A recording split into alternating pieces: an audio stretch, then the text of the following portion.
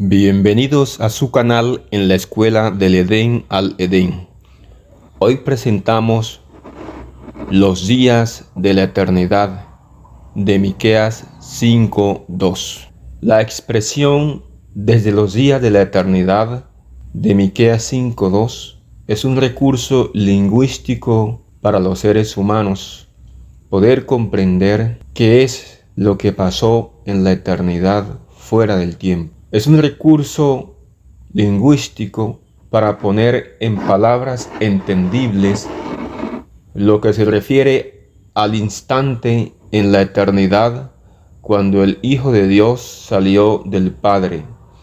Miqueas 5:2. Sin embargo, no se pueden contar esos días. Nadie puede ir hasta ese instante en la eternidad. Es necedad creer que el humano, el ser finito, pueda rastrear la operación más extraordinaria del infinito en un instante desconocido de la eternidad. Es imposible contar el tiempo cuando no existía el tiempo, sino el presente eterno de Salmos 92. El Hijo de Dios salió en un instante en la eternidad. Luego no se puede acceder a ese instante. El tiempo no corre, nada se puede medir allí. No se puede ir atrás o adelante. Pasado, presente y futuro son dimensiones de los seres finitos.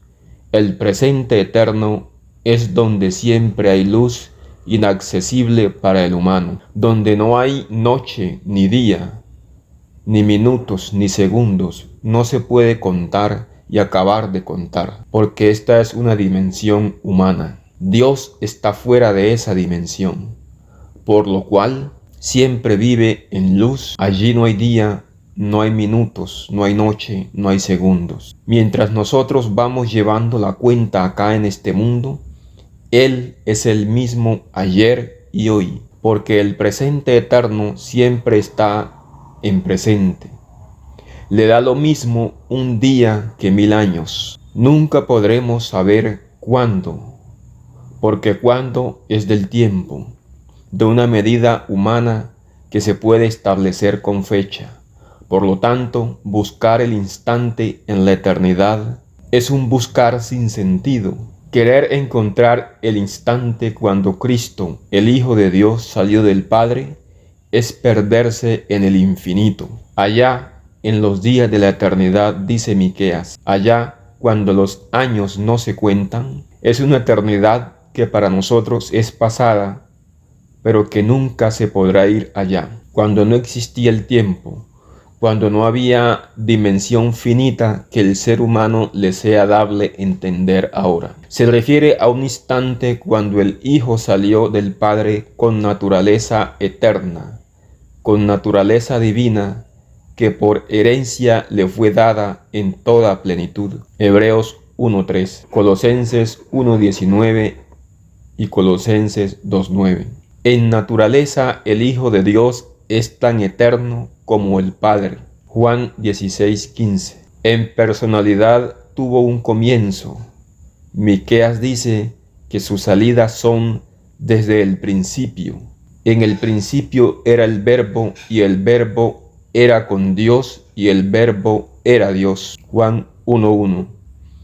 Así que el principio que aquí alude Miqueas y alude Juan es cuando el Verbo salió de Dios, porque Miqueas dice que su salida fue desde el principio. Pero tal como el Espíritu Eterno que siempre está procediendo de Dios, Juan 14:26 y Juan 15:26, y llega hasta nosotros ese Espíritu, pero Dios siempre lo contiene, así el Hijo Eterno estaba contenido en el Padre, en el seno del Padre, Juan 1:18, y salió de Dios con una naturaleza que es tan eterna como la de su Padre, en la forma de Dios, dice Filipenses 2:6, e igual a Dios. Es igual a Dios en naturaleza, es Dios en naturaleza, porque el texto bíblico dice que el cual siendo en forma de Dios, es decir, en naturaleza de Dios, Y el libro de Hebreos 1:3 se encarga de ampliarnos para saber cómo era esa forma, el cual siendo el resplandor de su gloria y la misma imagen de su sustancia, quien sustenta todas las cosas con la palabra de su poder. A la muerte de Jesucristo, su identidad no desapareció. Pablo dice que el mismo que descendió fue el mismo que subió. Efesios 4:10.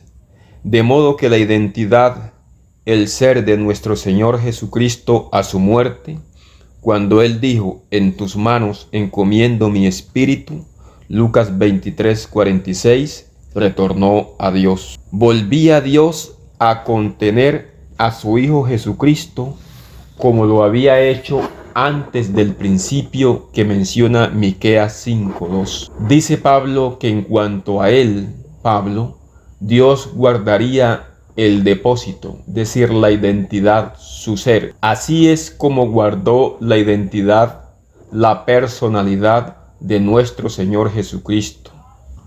Pablo dice que el Señor guardará su depósito para aquel día.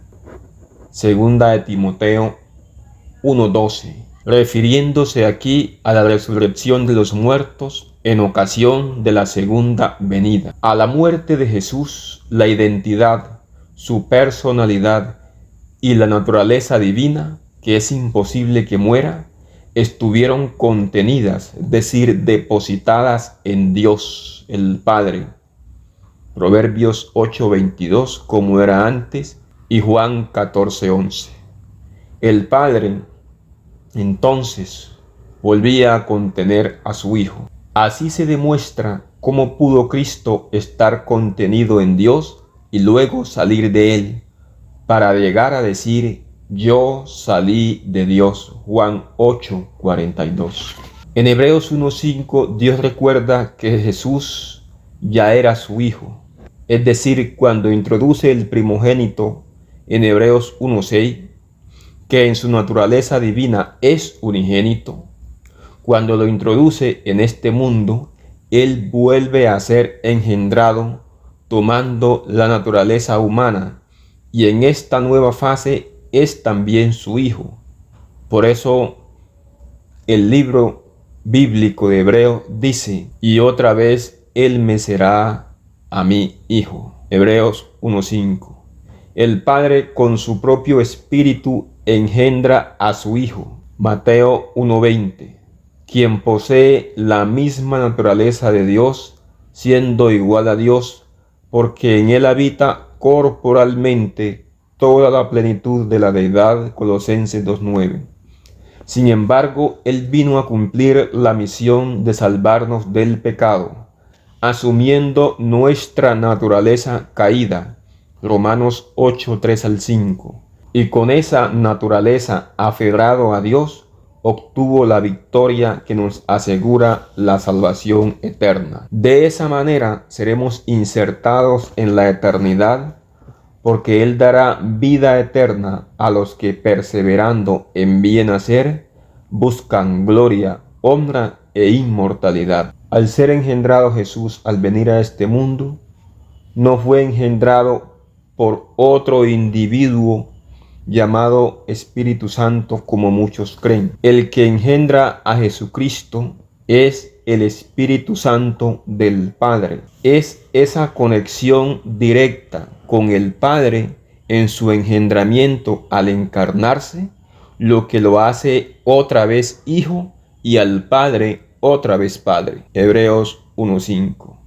El engendramiento por el cual Cristo se encarnó no siguió un proceso humano carnal como muchas mentes febriles imaginan que ello supondría, sino que Dios con su Espíritu hizo la obra misteriosa, no revelada a los humanos. La encarnación de Cristo es un misterio. La Madre de Jesús encontró que había concebido del Espíritu Santo. Mateo 1:18. Engendrando su naturaleza humana. Es por eso que Dios es Padre otra vez y Jesucristo es Hijo otra vez, porque ya habían sido Padre e Hijo en los días de la eternidad es decir, en el instante en la eternidad, cuando el Hijo salió del Padre, Juan 8:42. Salió con naturaleza divina igual al Padre. Que se comprenda de una vez por todas que esta naturaleza que Cristo posee es eterna, es tan eterna como Dios mismo. Por eso es tan complejo hablar de la naturaleza de Cristo. Se pregunta entonces, ¿es Cristo eterno? Respondo, por su naturaleza sí. Entonces alguien afirma, entonces no tuvo un principio. Yo respondo, ¿cómo no puede ser eterno alguien que tiene una naturaleza divina que es eterna? Entonces explico desde mi poca comprensión humana el asunto. El Hijo de Dios, por su naturaleza, es eterno y tuvo un principio en su personalidad al salir de Dios en un instante en la eternidad. Aquí se cumple entonces que en el principio era el Verbo y el Verbo era con Dios, Juan 1:1, es decir, su personalidad y presencia al lado de Dios. Pero también era Dios, Juan 1:1, es decir, su naturaleza divina de la misma esencia de Dios. Jesucristo salió de Dios, Juan 8:42, y comenzó a estar al lado de Dios, Juan 1:1. Eso fue posible en un instante eterno que humano no puede rastrear y mortal no puede contar. Porque no se puede contar el tiempo que no pasa, que no transcurre en el presente eterno. Por lo tanto, no se puede ir atrás a buscar este tiempo cuando no existía el tiempo. Así que los días de la eternidad se refiere a un instante en la eternidad que solo Dios que vive en el presente eterno pudo conocer. Tendríamos que vivir en el presente eterno de Dios para llegar a comprender eso. El cristiano que es de fe, solo le queda aceptar la palabra de Jesucristo que dice, yo salí de Dios. Juan 8:42.